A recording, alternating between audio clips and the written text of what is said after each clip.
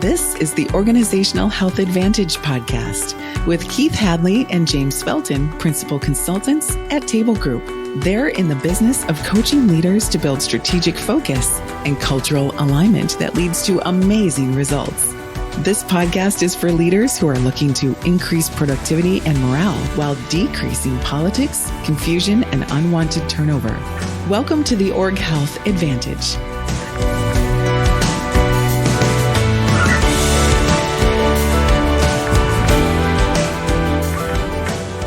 Hi, everyone. This is the Organizational Health Advantage podcast, where we discuss practical and relevant insights for leaders.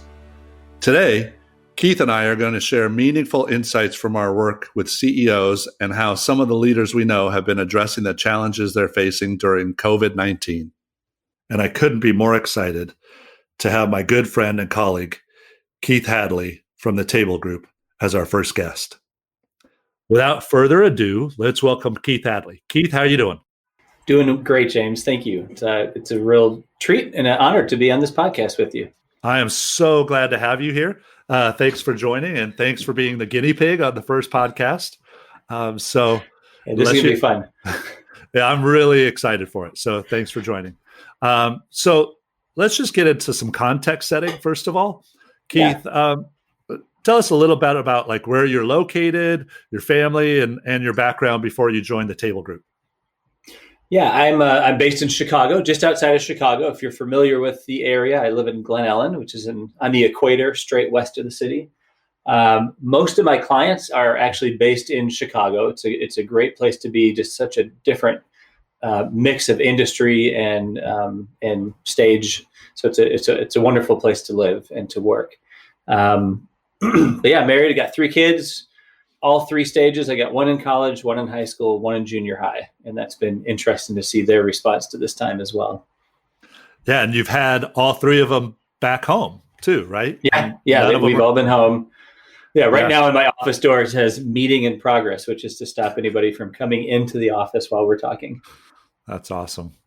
And describe your background before you joined the Table Group. Yeah, I would describe myself as like a card-carrying leadership and strategy nerd. I started my career right out of college at a very small consulting firm that did international business development. And I got hired because I was a history major and my boss figured I could write and I spoke French. And so he liked the fact that I had a foreign language. And then that little firm ended up getting bought by a much larger firm called McGladrey. Now it's known as RSM. And they put us into the strategic planning and human capital consulting group. So I did just a variety of work over the next 8 years, working with owner managed, small, medium-sized businesses, and just all different types of backgrounds. Then I worked for a nonprofit for a while, and ended up at Career Builder for 9 years. And I joined some of the colleagues that I had from RSM that were now involved in this kind of exciting new technology. They were beyond the startup phase. They were really in the growth phase. But I did a bunch of different roles there. But what all of these roles had in common was they all had something to do with where culture and strategy came together. Yeah.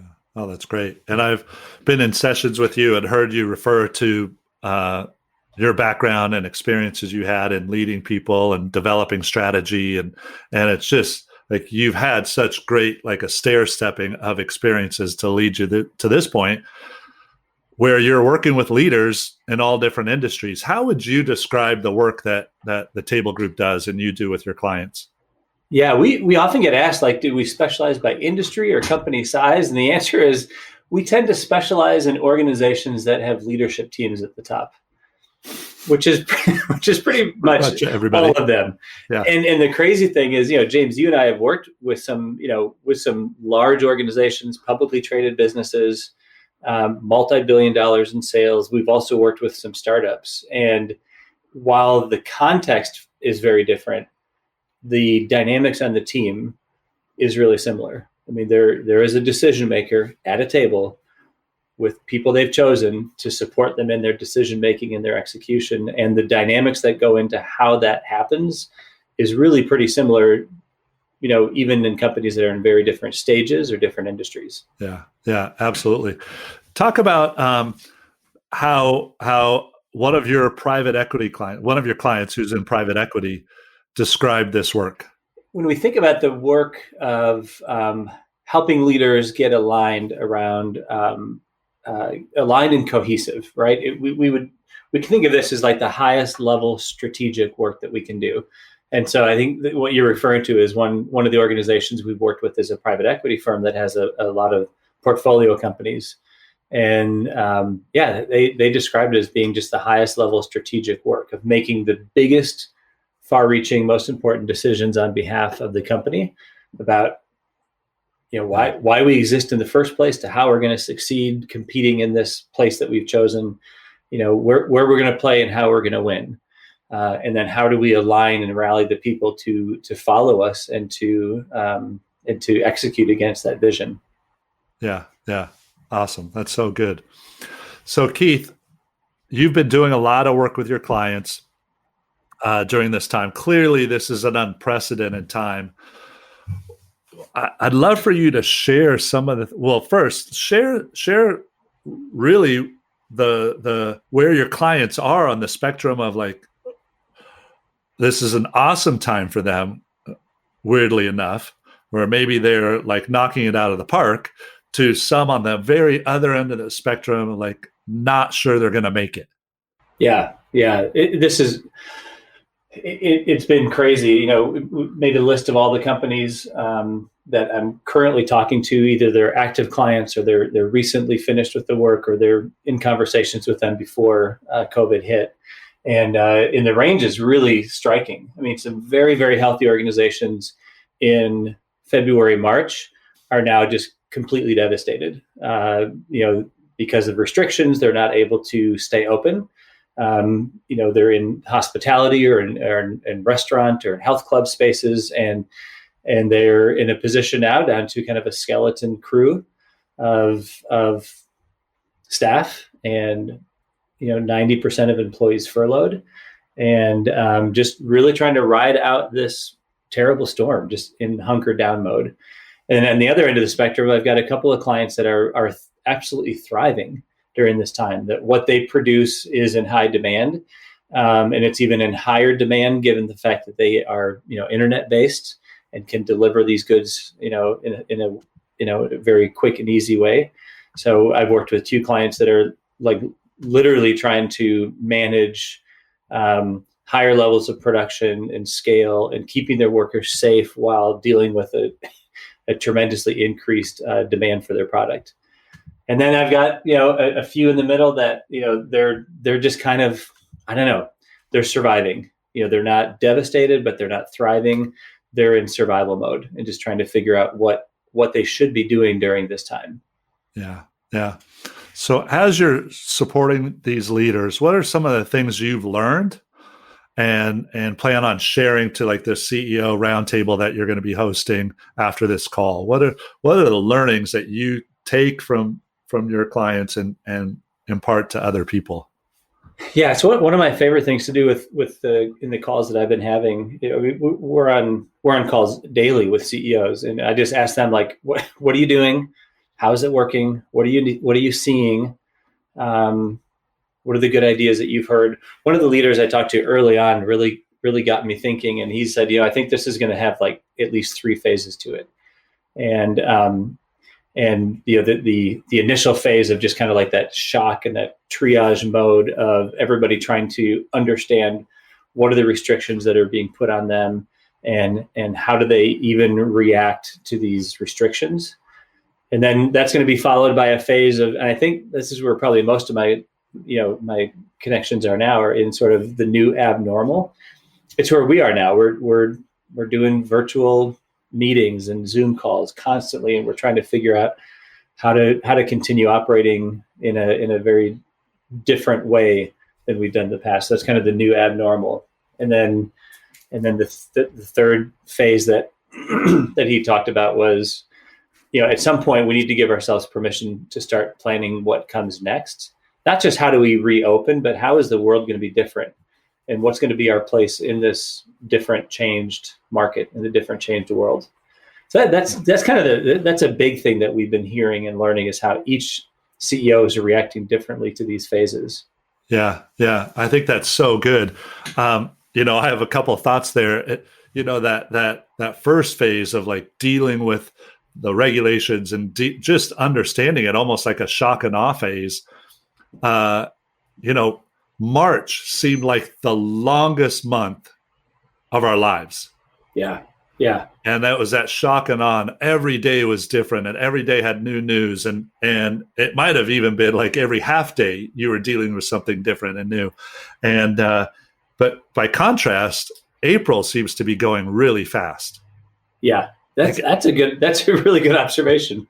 And it's true. And it's like, okay, we're in this new normal, as you described this, maybe new abnormal, I think is what you said. But it's like, okay, the news and the changes have really like just slowed down.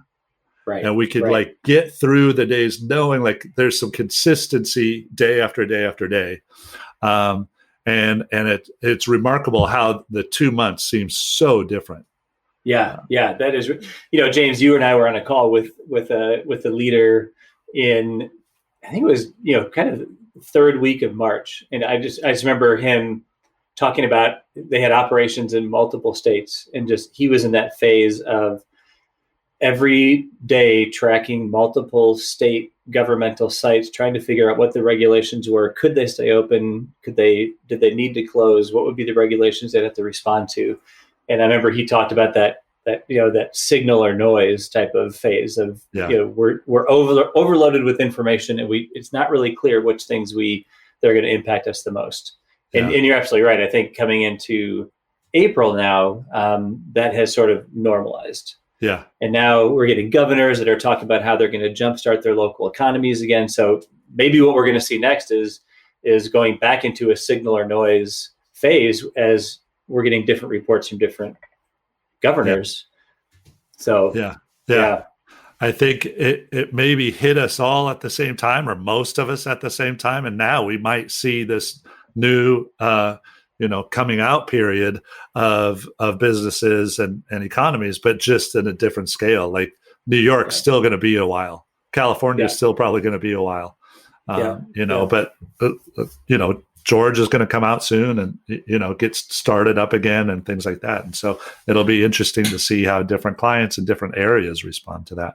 Yeah. I had the other thing around those three phases you said. I talked to the president of a large medical device company recently who said, I shared that model with them and shared what you had come up with and learned from a client. And he said, yeah, I think we have three different phases, but your three phases are probably in our first phase. Wow.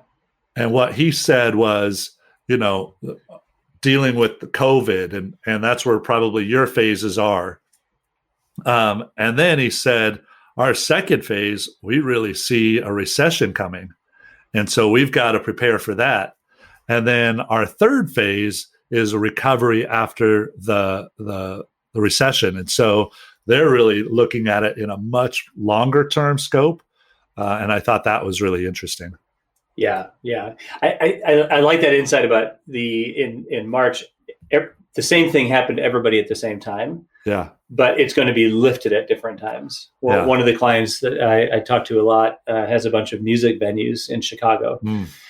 And they also own some restaurants. And he said, the restaurants are going to come back on, probably coming into summer, but with some differences. But the music venues, the music industry, and I'm sure this is going to apply to sports. That's, he said they're looking at like the fall of 2021 before things are back to quote unquote normal. And so I think you're right. We're going to see sort of a long tail or a long, set a wave after wave after wave of coming out of this thing. Yeah.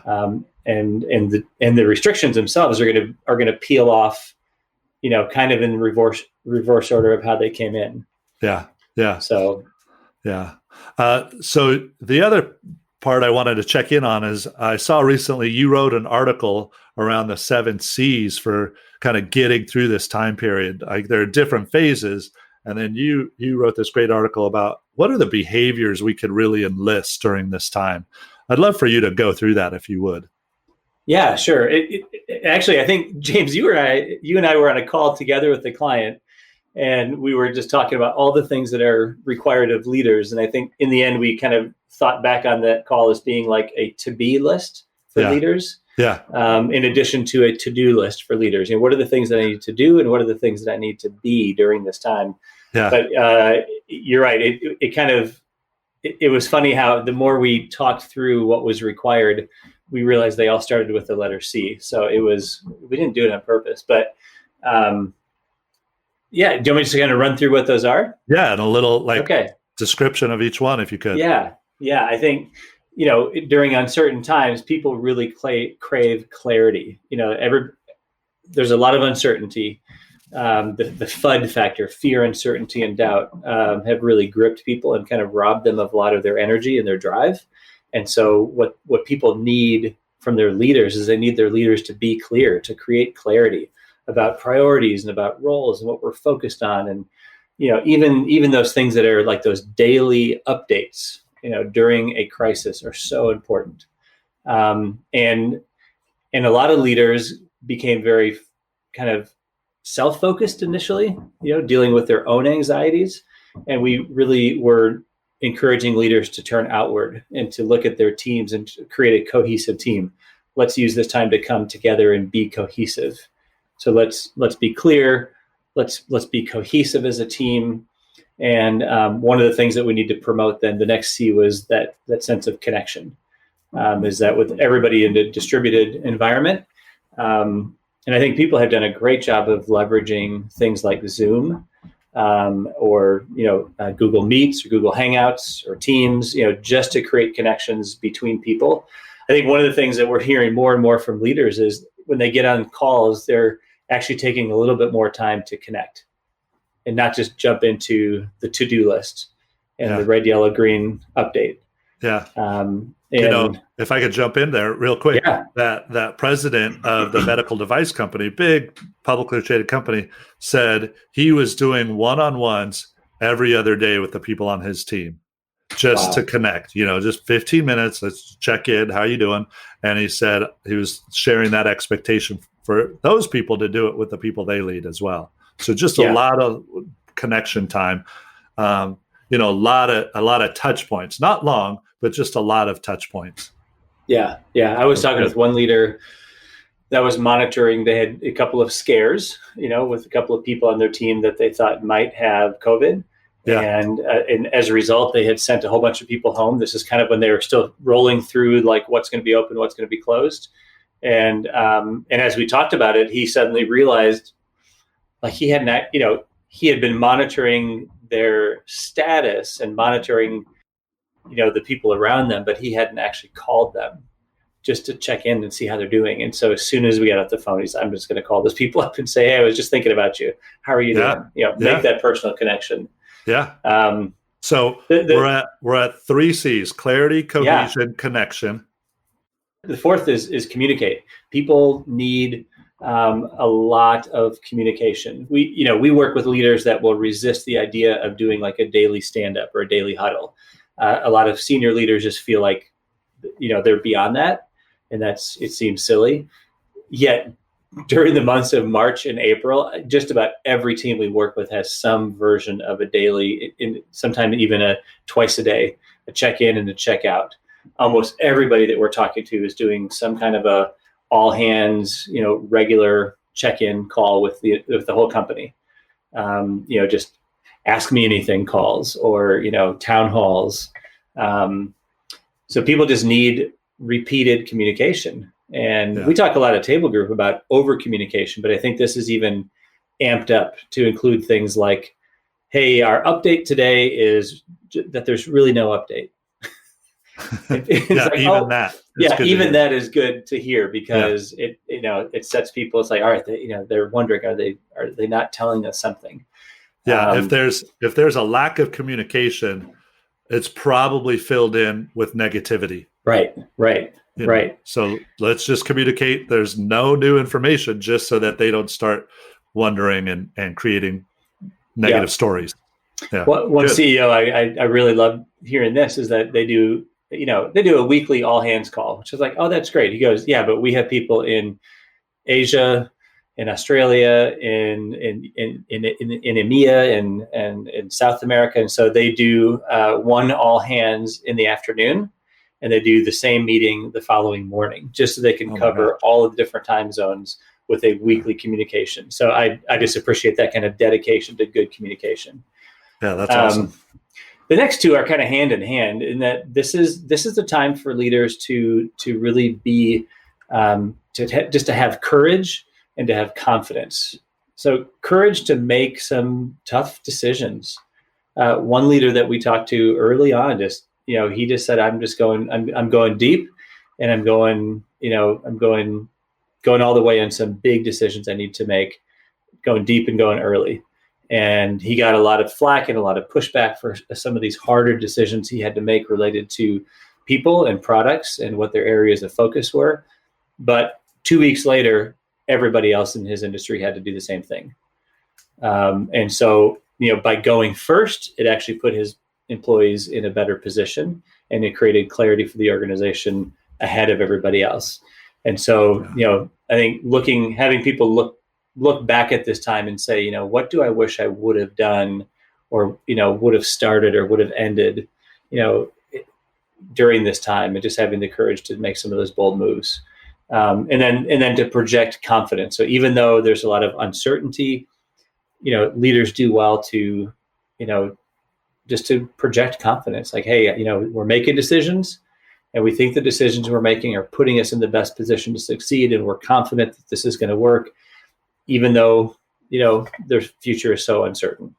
We're confident these are the right choices at the right time. That's good. That's good. And so there should be one more C there. Yeah. The last one is the fun one, I think, and that's to be creative. Hey, we're on a podcast right now that you finally had time to start. And congratulations on doing that. But these are things that we've wanted to do. And there's a lot of things on a lot of leaders' list of during this time, let's be creative. We don't have to go back to the things that we left. Now is actually a good time to start some things, or maybe to creatively end some things. Just take advantage of it. Yeah. I have a client who's got a call center, and they're all working from home now. And they're like, why would we ever lease that office space for the call center again? Once we get out of that lease, let's just have people working from home, because we could still monitor what they're doing. We could still track their calls and do quality control recordings on them. So why do we need that expense? Yeah. And we just probably never would have thought about it until right now. We've one of our colleagues that we work with, Al Amador, works with an organization that's in professional sports and in minor leagues, but still a pretty big sports complex with multiple sports that they represent. And I was on a call with him the other day. He talked about that this leadership team is just taking as advantage of this time. He said, when we reopen, we are going to sell tickets differently. We're going to do concessions differently. We're going to manage games and the employee and the customer experience differently. Everything about the way we do what we do, we're going to rethink. And I love that positive energy of just taking advantage of this time. We're probably never going to get this kind of a moment again of this. We're all in it together.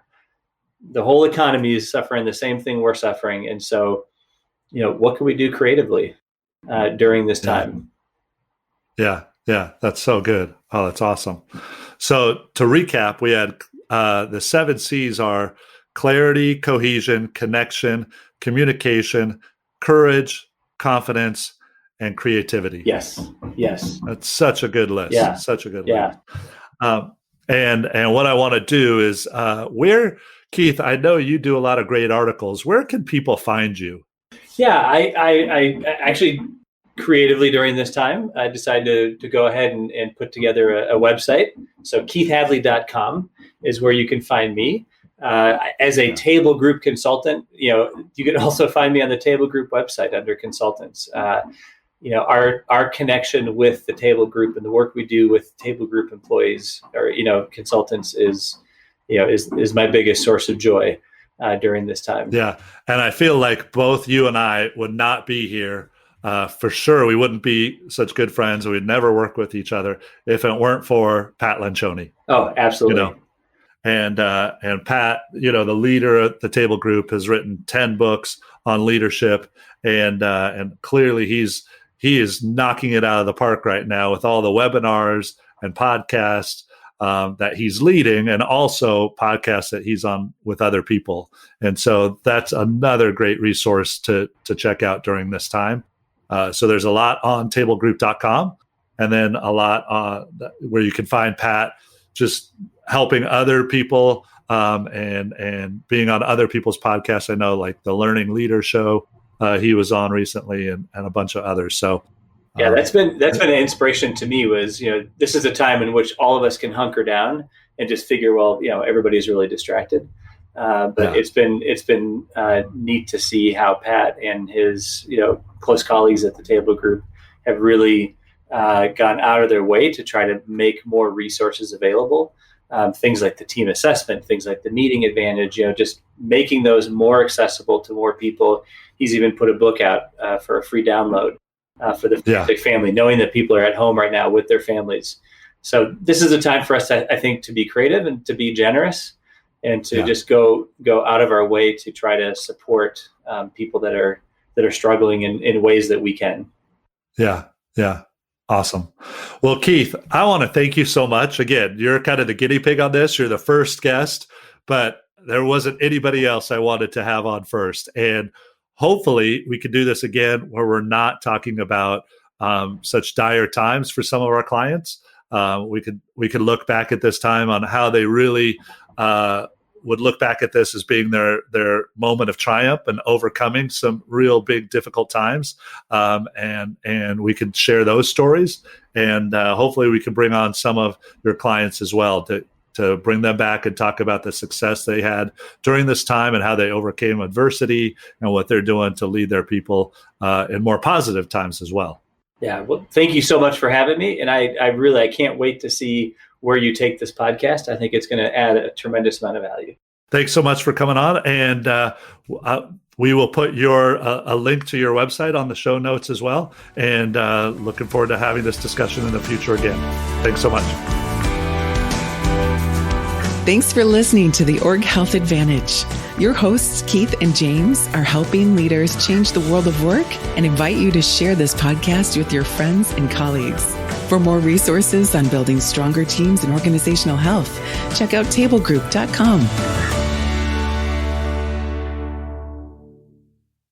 Produced by Adavita Studios. Connect your voice to the world.